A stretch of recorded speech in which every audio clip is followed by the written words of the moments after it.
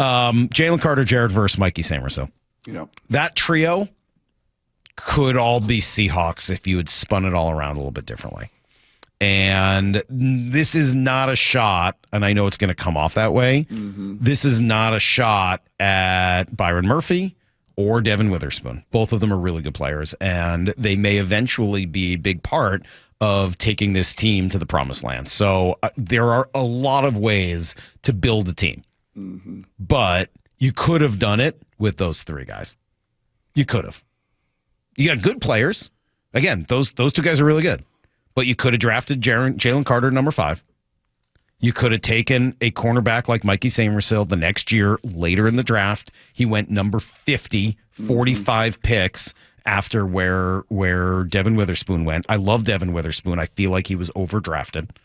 And you could have taken Murphy. You could have taken Jared Verse instead of Byron Murphy. And I love Byron Murphy, but Jared Verse is a complete game wrecker. Mm-hmm. He changes the game. And you would have him just sort of as an extra guy, right? I mean, like you're talking about getting those 3, and you could have used second-round picks on other stuff. Like there's a lot more you could have done. Yeah, it's interesting. I got just a tweet this morning. Actually, you're on this tweet as well. I won't let you esteemed members of the sports media forget that instead of drafting Jalen Carter, and you're forgetting Nolan Smith as well that year. So could have drafted Jalen Carter, Nolan Smith. Seahawks go Spoon and JSN, right? And then you go the following year, and obviously what Jared did this year compared to Mr. Murphy, yeah, very, very different. And, that plays to what Daniel Jeremiah said about Philadelphia. You can never, ever, ever have enough big difference makers and big people. Well, and especially it's where you're drafting them. Mikey Sainristil is an absolute difference maker. Yep. As can Devin Witherspoon be, although, again, I think you got to pick, we were discussing last week who the stars were in town, and someone said, oh, Devin Witherspoon. I'm like, look, I'm sorry, he's not. You got to pick the ball off if you want to be a star. You'd be a really good player without that. But if you want to play cornerback, you got to pick the ball off. You got to cause turnovers. That's what the star corners do. Well, we didn't do that, unfortunately. I mean, he's done a lot of other great things, and he's the type of player and personality that people rally around.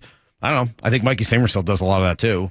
And he did it as the 50th pick in the draft instead of the 5th pick. To me, it's just about roster building, and all of this comes back to the same conversation. It's the same reason that I've beat the drum on DK Metcalf and make a portion of you guys incredibly aggravated every time I do and think that I don't like the guy, or that I don't like Devin Witherspoon, or that I like all those guys. But when you get up near the top of the draft, you got to take players that play the most important positions and do it in a unique way. And Jalen Carter was one of those guys. And Jared Verse is one of those guys. And I don't know whether Byron Murphy is. And while I absolutely think Devin Witherspoon can be a really good player, I think you can get guys like that later in the draft. Yeah. Yeah, it'd be an interesting one to do just a straw poll around the league. And now Jalen Carter was first-team All-Pro. Jalen Carter was incredibly impactful. You watched Jalen Carter yesterday. I mean, just kind of take over in big moments and wreck that game at the line of scrimmage. Here's what the poll would have to be. Would you rather have, and I know it's not exact, but essentially, would you rather have Jalen Carter, Mikey Sainristil, and Jared Verse, or would you rather have Byron Murphy, Devin Witherspoon, and Derek Hall? Mm-hmm. You'd still have JSN. You'd still have your wide receiver. It wouldn't affect that. Second round pick, man. Maybe it's Zach Charbonnet. Yeah, Devin's hard for me. I think there's a really good debate. I don't think that one is black and white. I really don't. I don't either. Devin plays 2 positions, because Devin is pound for pound the most electrifying player on your team, and just elevates when you listen to Big Cat, when you listen to these guys, when you listen to Ernest, these guys that have been around the league and play at a really high level, and they point to him is like the dude that, when he plays like that, it just electrifies everybody. And what they did over the final 8 to 10 weeks of the season, Salk.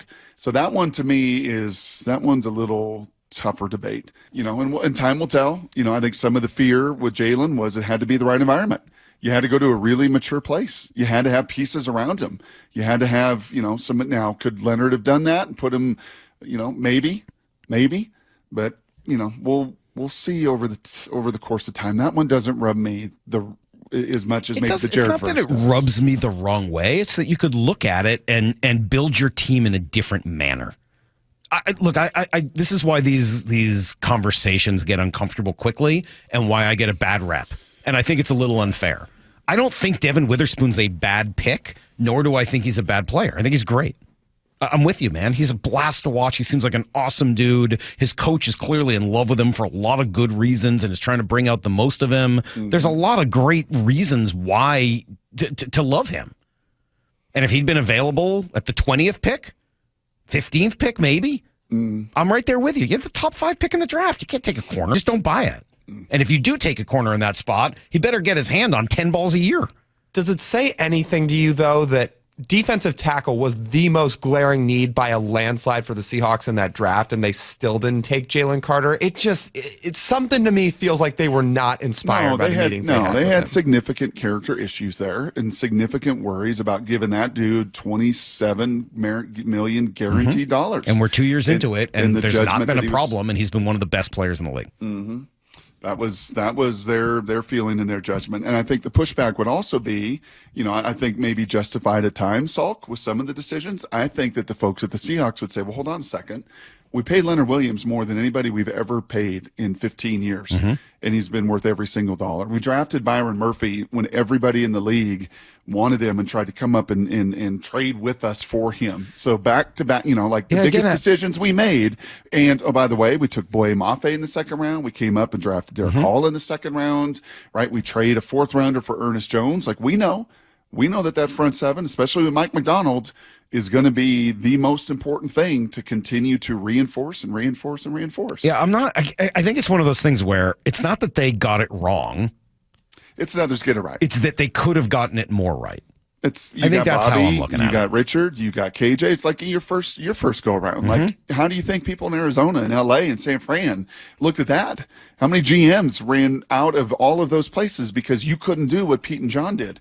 You couldn't find Cam Chancellor in the 5th round or Richard Sherman or KJ Wright, or how are these guys continuing to do that and Russell Wilson in the 3rd round? That cost a lot of people their jobs. Russell Wilson went in the 3rd. Why didn't you take him in the 2nd? Right. You had conviction about, he's too short. Well, it cost you your job in some of these places. And ultimately, when these dudes go on and Sainristil is an absolute difference maker there in the second round. Is Sainristil not a pretty good comp to Devin Witherspoon? Yes. They're not exactly the same, but aren't they like... Yeah, they're a nickel corner. Yeah. They've got a lot in common. Yeah. He played nickel at Michigan, and people thought, well, maybe he didn't have the length or the size or some of those. Yep. He does. He's been really, really good as a rookie, and we'll see where it goes from there. Jalen Carter, you can talk about the problems he had, but he hasn't shown those problems in the NFL, albeit playing in kind of a crazy place in Philly. I know he's got some help around him, but that's a bit of a pressure cooker. You've seen what it does to A.J. Brown and other it can be a tough place to play. Yep. And then Jared Verse has just been a monster as a rookie, another guy that's going to be among the top pass rushers in the game. The other one that's frustrating, and this is no one's fault, is just what happened at the end of that season where Houston converted that 4th and forever, ended up beating whoever it was. Yep. And then the pick you had from the Broncos dropped, 3 spots? 2 spots? Yeah. I think you would have been number 3. Instead, you ended up at number 5. Yep. And you probably have Will Anderson. You do have Will Anderson. And he's unbelievable. Yeah. He is an absolute, because the first 2 guys are going to be quarterbacks. Yep. And then you probably have Will Anderson. Oh, man. And that's no one's fault. That's not a shot at anybody. It's just, God, that's too bad. Yeah. Because he is a complete difference maker, Brock. Absolute difference maker. Yeah. Yeah, he's like Von Miller fast, and then he's just got some kind of physical. Oh man, he's a different dude, and he's just special. The opposite end of that. You checked every single character box, everything you'd ever want in the kind of leader and the kind of person he is as well. Well, I hope these guys work out. I hope Byron Murphy and I hope Spoon. I hope those guys turn out to be tremendous players. So far, they're good. I have no problems with any of them. They're good players. But watching some of those guys playing on divisional round weekend, and in many cases winning their games, and in other cases being the dominant force in winning their games, it's all hard to see.